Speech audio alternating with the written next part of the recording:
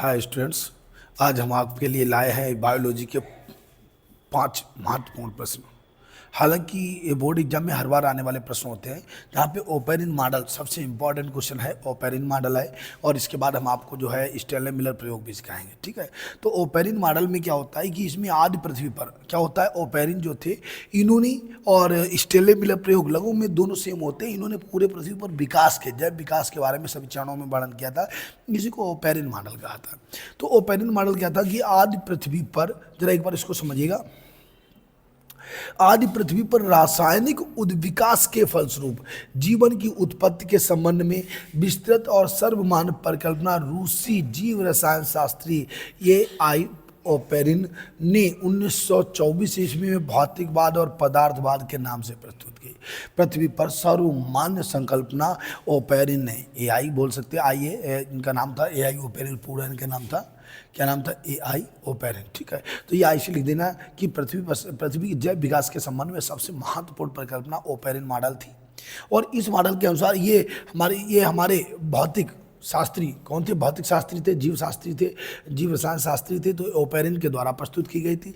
Oparin की यह परिकल्पना, इनकी पुस्तक, ये ध्यान रखिएगा, निम्न में से ओपेरिन की पुस्तक कौन सी है? ऑब्जेक्टिव क्वेश्चन आ सकता है, तो the origin of life, the origin of life के नाम से 1936 ईस्वी में उन्होंने इसमें ये जो है ओपेरिन अपनी परिकल्पना प्रस्तुत की थी। ऐसी परिकल्पना अंग्रेज वैज्ञानिक हेल्डन ने, जो 1961 ईस्वी में भारतीय नागरिक बन गए थे, 1929 ईस्वी में, ओपेरिन की परिकल्पना और हेल्डन की परिकल्पना लगभग में सेम थी। लेकिन ओपेरिन ने क्या किया था, इनकी the book the origin of the life जो बुक थी, उसमें इन्होंने 1936 ईस्वी में अपनी परिकल्पना प्रस्तुत की थी। वो किस पर? भौतिकवाद और पदार्थवाद के नाम से जानी जाती है। ठीक है, इस परिकल्पना के अनुसार क्या हुआ, इस परिकल्पना के अनुसार पृथ्वी की उत्पत्ति और इस पर जीवन की उत्पत्ति की पूरी प्रक्रिया को हम 8 भागों में बांटते हैं। कितने भागों में बांटते हैं? बस इतना आप याद रखिएगा कि ओपेरिन ने पृथ्वी पर जीवन की उत्पत्ति में सर्वमान्य परिकल्पना ओपेरिन मॉडल थी। इसकी खोज 1936 ईस्वी में ओपेरिन ने the origin of the life नामक अपनी पुस्तक में लिखी हुई थी। इसमें जीवन से संबंधित चरणों को 8 भागों में बांटा गया था। कितने भागों? पृथ्वी की उत्पत्ति के विषय में 8 चरणों में बांटा गया था। ठीक है, अब इसके चरण कौन कौन से? पहला चरण इसका था परमाणु अवस्था। सबसे पहले इन्होंने बताया कि सबसे पहले क्या बना, परमाणु बने। पहला चरण क्या था? परमाणु अवस्था था। दूसरा चरण था अणुओं और सरल कार्बनिक यौगिकों की उत्पत्ति। जितने भी अणु और सरल कार्बनिक, पहले परमाणु बनेगा, परमाणु से जब मिलेंगे तो क्या बनेगा, अणु बनेगा, और अणु से क्या बनेंगे, कार्बनिक और अकार्बनिक यौगिक बने थे। तीसरे चरण में कार्बनिक यौगिक बने, पहले अणु और अकार्बनिक फिर कार्बनिक। बताइए मुझे एक बार फिर से, ध्यान दीजिएगा, आपको गारंटी हम इसी बार में अभी कंप्लीट करा रहे हैं। सबसे पहली अवस्था में परमाणु, सबसे छोटी इकाई क्या है, परमाणु हो गई। ठीक है, दूसरी बार में फिर परमाणु के बाद कौन बना, अणु बना, अकार्बनिक यौगिक बने। तीसरे स्टेप में क्या बना, कार्बनिक, अकार्बनिक बने, फिर उसके बाद कार्बनिक यौगिक बने। और चौथे स्टेप में क्या हुआ, फिर कोलाइड्स बने, कोएसरवेट्स बने, वैयक्तिकता और रासायनिक स्वाधीनता उत्पन्न हुई, अर्थात दो चीजें बनी, कोलाइड्स बने और कोएसरवेट्स। जैसे रक्त क्या है, कोलाइडी विलेन है। ठीक है, प्लाज्मा है, कोलाइडी विलेन है, जहाँ पे कोई अन्य चीज़ें में घुली होती हैं। तो फिर कोलाइड्स बने और कोलाइड्स के बाद कोएसरवेट्स बने। कोएसरवेट्स क्या होते हैं, ये छोटे छोटे लसलसी झिल्ली वाले कण थे, छोटे छोटे लसलसी झिल्ली वाले कण थे, जिनमें द्विगुणन की क्षमता पाई जाती थी। कोएसरवेट्स क्या होते थे, देखो आपको देखते हो सकता है अगर मिल जाता है तो आपको मैं दिखा रहा हूँ।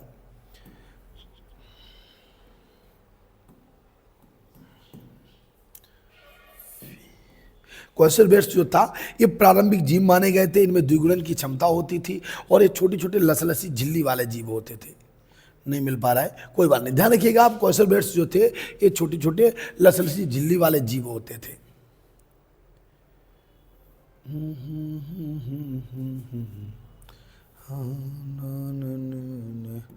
ऐसे कोएसरवेट्स हुआ करते थे, अभी आपको हम दिखा रहे हैं, देखिए ये थे कोएसरवेट्स। ऐसे लसलसी झिल्ली वाले जीव थे और ये स्वद्विगुणन करते थे, अपना भोजन स्वयं बनाते थे। कुल मिला के इन्हें अन्य जीवों से आवश्यकता नहीं होती थी। प्रारंभिक चक्रण में सबसे पहले जो जीव बने थे वो कोएसरवेट्स ही थे। ठीक है, कोएसरवेट्स के बाद फिर क्या होता है, देखिए जरा, ये कौन सा चरण था, चौथा चरण था। पहला चरण परमाणु था, दूसरा चरण अणु और अकार्बनिक यौगिक, तीसरा चरण कौन था, कार्बनिक यौगिक था। समझते जाइए, मेरे साथ बोलते जाइएगा। और चौथा चरण क्या था, कोएसरवेट्स था, और कौन थे, कोलाइड कण थे। ठीक है, पांचवें चरण में क्या होता है, सह उत्प्रेरक तंत्र, जीन्स, वायरस, प्रारंभिक जीवों की उत्पत्ति। जीन्स, जितने भी जीन्स की उत्पत्ति, गुणसूत्र बनाने के लिए जीन्स बने, फिर उसके बाद वायरस बने, इन सभी की उत्पत्ति जो थी सह उत्प्रेरक तंत्र उत्पन्न करने वाले, इन सभी की उत्पत्ति यानी 5वें चरण में। विषाणु कब बना है? विषाणु बना है 5वें चरण में, जब क्वेसर और कोलाइड्स बन गए उसके बाद विषाणु बना है, ठीक है, और जीन्स बने। फिर जब जीन बन गए तो जीन के बाद में फिर क्या हुआ? प्रारंभिक पूर्व केंद्र की कोशिकाएं उत्पत्ति हुई। फिर छठे चरण में प्रारंभिक पूर्व केंद्र की कोशिकाएं, फिर स्वपोषण, फिर उनके भाई कोशिका उत्पन्न हुई तो उसे पोषण भी चाहिए, स्वपोषण की उत्पत्ति, और फिर बनी सुकेंद्रीय कोशिकाएं, और कोशिकाओं से मिलकर के प्रोटिस्टा जगत, प्रोटिस्टा से हमारा शरीर का निर्माण होता है, धीरे धीरे मेमेलियंस तक बने, ठीक है। तो बताइए 8 चरण एक बार आप गिनाइएगा, मैं हमारे साथ बोलिएगा आप। सबसे पहले क्या हुआ? परमाणु।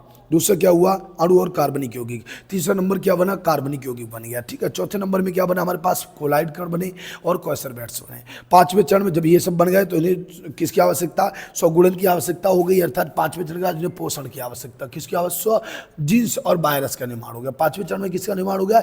जीन्स और वायरस। जब वायरस बन गए तो फिर पूर्व केंद्र की, प्रारंभिक पूर्व केंद्र की कोशिकाएं बनी। कोशिका बनी तो उन्हें सुपोषण की भी आवश्यकता हुई, और सुपोषण के बाद में फिर सुकेंद्रीय कोशिकाएं का निर्माण हो गया। ये हमारे 8 चरण थे। कितने चरण थे? 8 चरण। ये चीज़ ध्यान रखिएगा, ओपेरेंट मॉडल में 8 चरणों में प्रस्तुत किया गया। अगर ये लॉन्ग क्वेश्चन आता है तो यहीं पे लिख दीजिएगा आप, प्रत्येक की हेडिंग डालिएगा, प्रारंभिक चरण, अणु और सरल कार्बनिक यौगिक का निर्माण। इतनी हेडिंग डालने के बाद फिर आप लिखोगे इस चरण के अंतर्गत छोटे शुरुआत में परमाणुओं का आविष्कार हुआ, प्रत्येक तत्व बने, धातुएं बनी, ठीक है, सब परमाणु बने। उसके बाद दूसरी हेडिंग डाला, उसमें 2-3 लाइनें ऐसे करके आप लाइनें लिख सकते हैं। आप याद रखिएगा चरण 8 थे इसके। 1936 में इनकी बुक का नाम था ओरिजिन ऑफ दी लाइफ, ठीक है।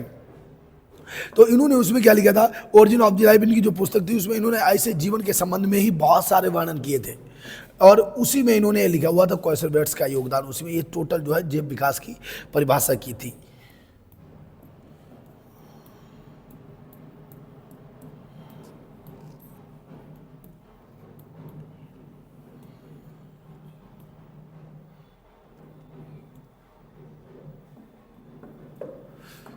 इनकी इस टाइप की बुक थी, the brief history life from the origin of the life, ये थी इनकी book, the origin of the life. इन्होंने इस टाइप की इन्होंने बुक बना रखी थी, और इसका फाइनल कवर है, ये थी इनकी ओरिजिन ऑफ द लाइफ पुस्तक, ठीक है। इसी के अंतर्गत इन्होंने क्या किया था? इसका जैव विकास का वर्णन किया था। डेविड बुक से जो स्मॉल मार्किल इन इटसेल्फ ही process mothers of all question, सब क्वेश्चन की माँ इसे बोला गया, क्योंकि इसमें हर चीज़ का समाधान था। इनके द्वारा बनाया गया जो बुक थी the origin of the life. किसकी बुक थी? हमारी ओपेरिन की थी। इन्होंने 8 चरण दिए। कौन कौन से चरण दिए आप बता दीजिएगा। पहला चरण था परमाणु, दूसरा चरण क्या था? अणु, और अणु के साथ साथ कौन बने? अकार्बनिक यौगिक। तीसरा चरण क्या हो गया हमारे पास? अणु के बाद में अकार्बनिक के बाद कार्बनिक यौगिक बने। चौथा चरण में क्या बना हमारे पास? जब कार्बनिक यौगिक बन गए तो कोलाइड बन गए, क्वेसरबेट्स बन गए। और 5वें चरण में क्या होता है? वायरस बनते हैं, जीन्स बनते हैं। छठे चरण में क्या होता है? छठे चरण में पूर्व केंद्र की कोशिकाएं बनती है, जो कोशिका बन गई तो इनको सुपोषण की आवश्यकता होती है। 7वें चरण में, 8वें चरण में एक निश्चित कोशिकाएं बन गए, अर्थात कैसे सुकेंद्र की कोशिकाएं बन गई, ठीक है। तो ये हमारे इनके 8 चरण थे। अगला क्वेश्चन हम देखते हैं।